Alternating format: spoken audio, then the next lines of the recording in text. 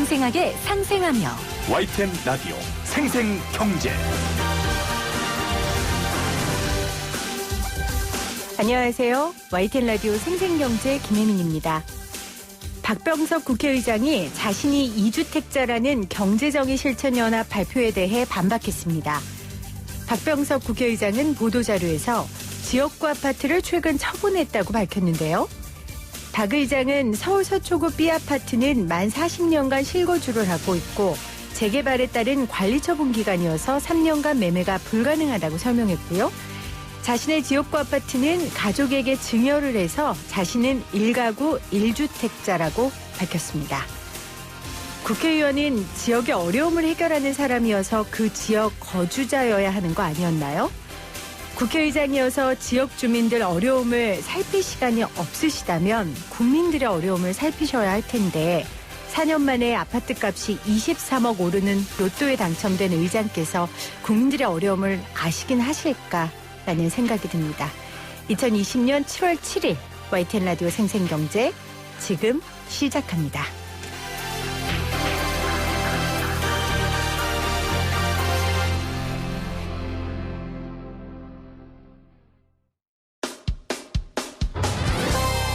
생생하게 상생하며 건강한 경제방송 YTN 라디오 생생경제. 오늘 가장 뜨거운 경제 뉴스를 제일 생생하게 전해드리는 시간입니다. 기획재정부가 오늘 발간한 월간 재정 동향 7월호에 따르면 올해 1월부터 5월 총 수입은 같은 기간보다 17조 7천억 원 줄고 총 지출은 24조 5천억 원 늘어 수지 적자 폭이 커졌습니다. 재정 적자가 77조인데요. 나라살림연구소 이상민 위원과 함께 관련 소식 짚어보겠습니다. 위원님 어서 오세요. 예, 안녕하세요. 오늘 나온 자료 보셨죠? 예, 봤습니다. 자, 국세 수입은 줄었고 코로나19 대응으로 지출은 늘었다. 그리고 적자가 사상 최대다. 지금 이게 핵심이에요. 예, 맞습니다. 자, 우리의 나라살림 팩트체커 이상민 위원님, 이거 사실입니까? 일단 뭐 이것이 사실이다라는 것을 제가 기술적으로 뭐 팩트체크하는 것보다요. 뭐 사상 최대다라는 그런 프레임 자체가 뭐 잘못됐다라는 얘기를 먼저 하고 싶은데요. 뭐 그 재정이나 경제 규모는 항상 커지기 때문에 사상 최대라는 것이 사실 별로 중요한 것이 아니에요. 예를 들어서 제 나이가 올해 사상 최대가 됐거든요. 그렇죠. 그런데 이것이 네. 뭐 사상 최대가 됐다라는 말이 아무런 의미가 없는 것처럼 뭐 적자가 사상 최대다 이런 것 자체가 별로 의미가 없다고 저는 봅니다. 그러니까 팩트 체크라는 게 정말 이게 있느냐 있었냐 아니냐는 사실 체크도 되고 이게 진실이냐 아니냐는 또 다른 얘기잖아요. 예, 맞습니다. 근데 일단 기획재정부에서 낸 거니까 이 수치는 사실입니다. 예, 뭐 수치는 사실이죠. 네, 예. 그건 사실이고 이제 그러면 이것이 진실이냐 언론에서 여러 가지 프레임으로 해석을 하고 있는데 그 부분에 대한 전문가시니까 위원님께 그 이야기를 좀 듣도록 하겠습니다. 예, 좋습니다. 먼저 사실을 좀 팩트 체크 해볼게요. 예. 통합재정 수지 또 관리재정 수지도 적자폭이 늘었다라는 얘기가 있던데 일단 예. 이 두 가지 개념을 좀 설명해 주세요. 그냥 쉽게 그냥 재정 수지라고 생각하시면 돼요. 그러니까 수지라 하면 수입과 지출이잖아요. 네. 그러니까 수입과 지출의 차이니까 수입이 많고 지출이 적다. 그러면은 이게 재정 수지가 흑자가 되는 거고 이 수입보다 지출이 더 크다. 그러면 당연히 재정 수지가 적자가 되는 건데요. 근데 통합 재정 수지는 전체 수입과 전체 지출을 말한 것이 이게 통합 재정 수지인 거고요. 근데 관리 재정 수지는 우리가 좀 특별히 관리를 해야 될 그런 대상만 따로 추려서 수지를 분석한 거거든요. 네. 그것이 관리 재정 수지라고 합니다. 어쨌건 두 수지 다 적자폭이 늘어났다. 예, 그것은 맞습니다. 라고 했어요. 예. 세수가 줄어든 부분을 좀 살펴볼게요. 법인세랑 소득세가 많이 줄었다고 하더라고요. 예, 맞습니다. 얼마나 줄었어요? 한 21조 원 정도 덜 거쳤어요. 네. 근데 이거가 뭐 21조 원 덜 거친 게 어떤 의미인가라고 좀 느낌이 숫자가 너무 커서 안 올 수도 있는데요. 굉장히 큰 겁니다. 뭐 21조다라는 덜 거쳤다라고 저 그 소식을 보고는 이렇게 크게 덜 거칠 리가 없는데 뭔가 정상적이지는 않을 텐데라는 것이 저의 첫 번째 생각이었고요. 지금 정상적이지 않은 상황이잖아요. 그래서 그런 거 아니에요? 그것만이 아니라는 거죠. 그것만이 아니다. 그러니까 이게 뭐 코로나19가 정상적인 상황이 아니어서 세수가 이렇게 21조는 덜 거쳤다라고 판단하면은 이거는 잘못 해석한 거고요. 이게 우리 코로나 때문에 이 세금 납부를 유예를 해줬어요. 네. 세금 납부를 원래는 5월까지를 내야 되는데 그런데 이게 유예해진 부분이 있거든요. 그러니까 이거 같은 경우는 경제가 안 좋아서 세금이 덜 거친 것이 아니라 원래는 5월 달에 낼 세금을 6월 달이나 7월 달에 내게 된 거죠. 그러니까 법인세는 기업 실적에 따른 이제 세금인데 그렇죠. 이 부분에 대해서 실적이 좀 부진하기도 하고 예. 세금 낼 정신이 없을 테니까 좀 밀어준 거죠. 맞습니다. 그래서 제가 따져보니까 한 반반 정도 됩니다. 그러니까 한 21조 원 정도 덜 거친 것은 네. 사실인데 이 중에서 정말 이게 뭐 기업 실적이 안 좋고 경제가 안 좋아서 세수가 덜 거친 거가 한 10조 원 정도 되고요. 아니면 사실 이 세수가 준 것이 아니라 원래는 5월 달에 내야 되는데 이게 좀 6월 달에 내라라고 미뤄진 거가 한 10조 원 정도 돼요. 그렇기 때문에 이런 미뤄진 거는 뭐 이제 6월 달, 7월 달에 받을 수가 있는 거잖아요. 그래서 이것까지 합치면은 21조가 덜 거친 것이 아니라 사실은 한 10조 원 정도 네. 덜 거쳤다라고 하는 것이 경제적 실질입니다. 소득세도 그런 관점으로 보면 되겠습니까? 예, 소득세가 이 미뤄진 부분이 더 많고요. 그리고 법인세는 더 재미있는 부분이 있어요. 네. 그러니까 이게 7월 월간 재정 동향이라는 것은 5월 말 기준을 발표하는 거거든요. 2달씩 늦게 되는데, 근데 5월 말 이번 올해는 5월 30일, 5월 31일이 무슨 요일인지 아세요? 모르겠어요. 모르시죠? 네. 이게 굉장히 중요해요. 왜냐하면 5월 30일, 31일이 토요일, 일요일이었어요. 그렇다면 원래 그 법인세 그 중간 그 예납이 5월 말까지 내야 되는데 그렇군요. 그런데 이게 5월 말이 주말이 끼면은 6월 1일 날 내도 되거든요. 그렇기 때문에 이 원래 정상적인 경우는 5월 말에 잡혔던 법인세 납부를 그냥 뭐 코로나 때문에 밀어준 것도 아니고 단순히 5월 말이 토요일, 일요일을 꼈기 때문에 6월 1일 날 납부되는 것이 1조 원 정도가 돼요. 그래서 이런 것들을 아무런 뭐 고려 없이 그냥 세금이 법인세가 덜 거쳤다라고 말하면은 이것은 오해의 소지가 있는 거죠. 아, 그렇군요. 그러니까 코로나19 때문도 아니고 예. 뭐 그런 일은 몇 년에 한 번씩 있을 거 아니에요. 31일이 토요일인 그렇죠. 경우들이 있을 테니까. 네, 그렇죠. 원래 이 통계의 의미를 설명해 주는 것이 바로 뭐 그렇네요. 전문가와 언론의 역할이라고 생각하는데 그렇네요. 왜 줄었을까? 줄었다 큰일 났다가 아니라 정부 왜 탓한 줄었을까? 데도 있었어요. 그런가요? 네. 저는 언론 사실 잘 안 봐서. 생생경제는 들으시죠? 그럼요. 네. 자, 우리 법인세와 소득세가 줄었고 그 준 것에 대한 이유를 지금 정확하게 설명을 해 주셨어요. 지출 분야를 좀 보겠습니다. 예. 지출 얼마나 늘었어요?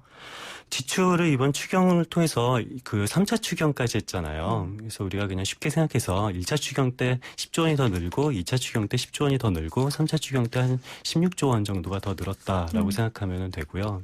그러니까 이 코로나 때문에 수입은 줄었죠. 수입은 실제로 경제적인 불황 때문에도 줄기도 했고 그냥 세수를 조금 늦게 내는 것 때문에 줄기도 했고 지출은 늘었죠. 지출은 다 해서 1차 추경부터 3차 추경해서 그렇게 해서 한 36조 원, 한 40조 원 가까이 추가로 더 늘었습니다. 지출이 는 것의 거의 99%는 코로나19다. 라고 말할 수 있습니다. 그렇죠. 추경을 통해서 그렇죠. 지출을 더 쓰기로 했으니까.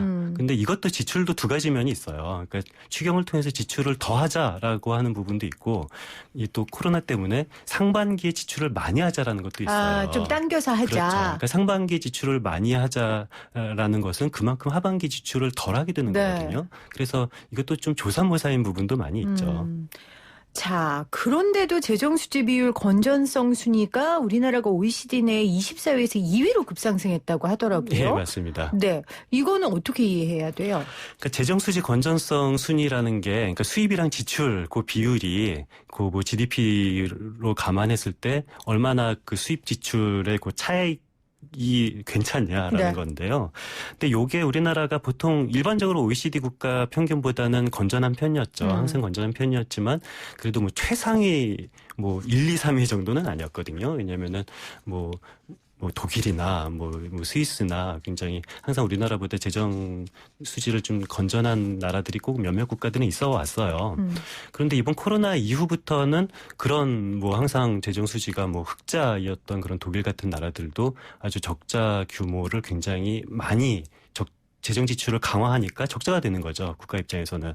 그렇게 다른 나라들은 굉장히 많이 재정 적자 폭을 확대했는데 우리나라 같은 경우는 상대적으로 재정 적자 폭 확대를 덜해서 그래서 하다 보니까 이번 그 최근에 OECD 국가에서 6월 달에 올해 재정 수지 예측을 했어요. 그걸 보니까 나라가 OECD 전체 국가 중에서 2위 재정 수지가 두 번째로 건전한 나라가 됐더라고요. 그러니까 코로나19 이후에 이 건전성 순위가 24위에서 2위로 급상승한 거죠. 예, 맞습니다. 그러니까 이 이야기는 다시 예. 말하면 코로나19 이후에 우리나라가 돈을 OECD 다른 국가들보다 많이 안 썼다는 얘기가 되는 건가요? 두 가지죠. 그러니까 수입이 다른 나라들은 더 많이 줄었는데 우리나라는 조금만 줄었다라는 것도 있고요. 네. 지출 측면에서 다른 나라들은 더 썼는데 우리나라는 좀 덜 썼다. 그 두 가지가 다 그 영향을 준 거죠.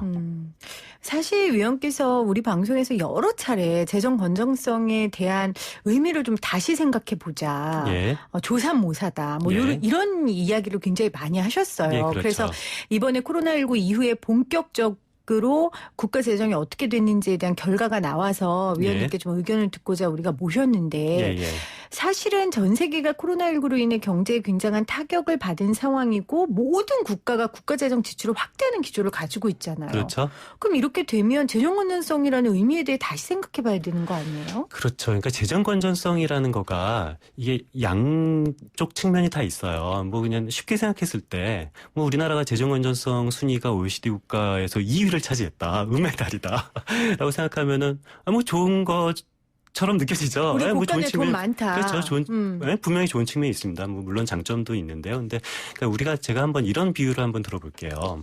제가 회사를 다니는데 네. 우리 회사가 굉장히 돈을 많이 벌어서 뭐 매출도 좋고 수익도 좋아졌어요. 좋죠? 당연히 좋은 거죠. 네. 이것은 뭐 너무 좋은 건데. 네. 그래서 저도 좋지만 우리 사장님도 좋아할 거잖아요. 그래서 사장님도 뭐 굉장히 신났어요. 그래서 뭐 회식 시간에 자랑합니다. 이번에 우리 회사 실적이 너무 좋아서 내가 집도 뭐 좋은 데로 빚 다 갚고 우리 애 학원도 훨씬 비싼 데로 옮겼다라고 자랑을 해요. 그럼 좋은가요? 저는 어떻게 됐는데요? 그게 중요해요. 그렇죠. 저도 빚 갚고 우리 아이들 학원비 냈어요? 그렇죠. 그러면 좋은 거죠. 이 장점도 있고 단점도 있어요. 네. 뭐 우리 사장이 뭐 돈이 뭐 잘 벌어서 뭐 사장 학원 비싼 데 갔다라고 네. 하면은 뭐 그만큼 우리 회사가 잘 나간다라는 지표가 될 수도 있으니까 물론 뭐 나쁜 것만은 아닌데 그런데 조금 배가 아플 수도 있어요. 우리 회사가 돈을 많이 벌었으면 근데 왜 나는 안 받죠? 그렇죠. 이런 이게 생각을 하는 사장님한테 돈이 얼마나 가고 그리고 직원한테 돈이 얼마나 가고 그 비율을 좀 새롭게 정해야 되는 거잖아요. 근데 마찬가지거든요. 그러니까 국가 재정이 플러스다, 마이너스다라고 하면은 국가 재정이 플러스라면은 그만큼 상대적으로는 민간 재정은 마이너스라는 얘기거든요. 그러니까 국가 재정이 플러스라는 것은 세금을 많이 걷고 지출을 덜 했다라는 거예요. 네. 근데 세금은 누구한테 얻어요?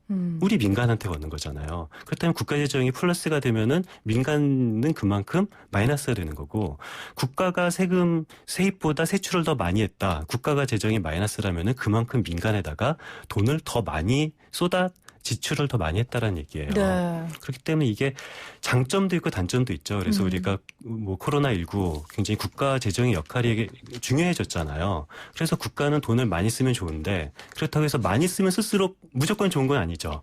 왜냐하면 올바르고 적당하게 그렇죠. 적절하게 그러니까 써야죠. 국가가 돈을 쓰면은 뭐 재정의 역할을 강화하면 좋은 점도 있지만 그렇다고 돈을 너무 많이 쓰면은 이거는 재정 건전성이 위배가 되니까 이것은 그만큼 단점도 있잖아요. 그러니까 지금 의원님의 말씀은 이런 건 것 같아요. 지금 우리가 가보지 못한 길을 걸어가고 있고 그렇죠. 그렇다면 재정 건전성에 대한 개념도 바뀌어야 되는데 재정 건전성에 대한 개념 자체를 조금 오픈해 놓고 예. 재정의하고 토론해 보자라는 말씀이신 것 같아요. 무조건 예. 곳간에 돈 쌓아놓는 게 정부가 잘하는 거는 아니다. 그렇죠. 일단 그 개념으로 접근해야 국민들이 뭔가 생산적인 논의를 할 수 있을 것 같은데 예. 또 하나의 언론에서 자주 보도하는 프레임은 이런 건 것 같아요. 이거 결국은 생색내고 돈 다 풀더니 결국은 증세해. 근데 증세가 나쁜 겁니까? 뭐 증세기를 뭐 지금 꺼낼 필요는 없을 것 같고요. 근데 지금 왜 예. 얘기하냐면 예. 정부에서 지금 부동산 세제 강화, 뭐 금융투자세제 개편 이런 거 다 지금 정부에서 돈 없어서 지금 예. 그래서 하는 거야. 이런 얘기들을 하잖아요. 그러니까 이거는 사실 이건 해석하기 나름이에요. 그러니까 예를 들어서 뭐 최근에 뭐 이 주식 그런 양도 차익에 대해서 과세를 시작을 했는데, 근데 그러면서 거래세는 또 낮췄거든요. 그러니까 지금은 거래세를 걷고 양도 차익에 대한 그 소득세는 걷지 않는 시스템에서 거래세를 낮추고 그리고 양도 차익에 대해서 소득세를 걷는 시스템으로 바뀐 거예요. 그런데 저도 그렇고 어느 전문가도 그렇고, 그렇다면은 양도 차익에 대한 소득세를 통해서 얻는 세수가 더 크냐, 아니면 거래세를 낮춰서 마이너스가 되는 세수 감이 더 크냐라고 계산을 아무도 못해요. 왜냐하면 주식을 아는 사람은 아무도 없잖아요. 그렇죠. 그래서 또 이런 조치를 통해서 국가 세수입이 더 증가가 될지 아니면 오히려 더 감소가 될지 모르는 상황에서 이것이 증세를 위해서 이런 금융세제를 개편했다? 저는 뭐 그렇게 생각하지 볼 수는 않습니다. 없다. 부동산 세제 개편도 마찬가지고요. 부동산 세제 개편도 이게 보유세는 강화하고 거래세, 취득세와 같은 거래세는 좀 더 낮춰야 된다라는 것이 오래된 그런 부동산 그랬죠. 세제의 정상화였던 거고요. 그러니까 이 상황에 이거를 부동산 세제 정상화로 봐야 될지 아니면은 부동산 세수를 통해서 국가 세수 증대로 봐야 될지 뭐 가치관에 따라서 뭐 조금 뭐 다르게 볼 수는 있지만 저는 사실 잘 모르겠습니다. 여러 가지 측면이 동시에 있는 거여서요. 그러니까 지금 증세 부메랑이 되나 뭐 이런 논란들은 예. 적절하지 않다라는 말씀이신 거죠. 그렇죠. 이것은 좀 나중 문제인 것 같아요. 나중에 문제다. 예. 결국은 재정 역할 강화와 재정 여력 비축 사이에서 황금 비율을 찾아야 될 것 그렇죠. 같은데 그게 중요합니다. 이게 어떻게 답 하나로 나올 수 있는 부분은 아니잖아요. 그렇죠. 그게 가장 어려운 문제인데요. 그래서 결과적으로 국가는 재정 역할을 강화하면 좋고 네. 재정 건전성을 지켜도 좋아요. 그런데 문제는 이 두 가지가 상호 모순되는 거잖아요. 그렇다면 국가의 재정 건전성은 어디까지 해야 되고 그리고 국가의 재정 역할 강화는 어디까지 해야 되는지 이 중간 지점, 이 중간이라는 게 딱 중간 아니고요. 이 사이 어딘가 황금률을 찾아야 되는데 네. 이거는 뭐 재정 전문가가 정하면 될까요? 아니거든요. 그러니까 이게 예산은요, 바로 정치예요. 그러니까 어떤 국가가 어느 정도 예산을 쓰고 어느 정도의 재정 건전성을 하는지는 이거는 결과적으로 국민들이 토론을 통해서 정치적으로 정하는 거고요. 네. 근데 물론 국민들이 정치적으로 정하기 위해서는 모든 정보들이 쉽게 오픈되어 있어야 되는 거죠. 그래서 이런 정보들이 조금 더 뭐 왜곡되지 않게 뭐 좀 정파적으로 네. 이게 뭐 문재인 정부를 지지하는 사람과 문재인 정부를 뭐 싫어하는 사람이 좀 정파적으로 좋은 점 또는 나쁜 점만 가지고 토론을 하는데요. 그러지 않고 국민들이 잘 토론했으면 좋겠습니다. 그러니까 공론화시키고 토론하기 위해서라면 일단 재정 건전성을 지키는 것이 무조건 옳다, 좋다라는 예. 그 프레임부터 깨자라는. 맞습니다. 그런 얘기를 건전성과 좀 재정 드리고 역할 싶습니다. 강화 둘 사이 네. 어딘가를 정해야 됩니다. 알겠습니다. 자, 이상민 나라살림연구소 수석연구위원과 함께했습니다. 고맙습니다. 네, 감사합니다.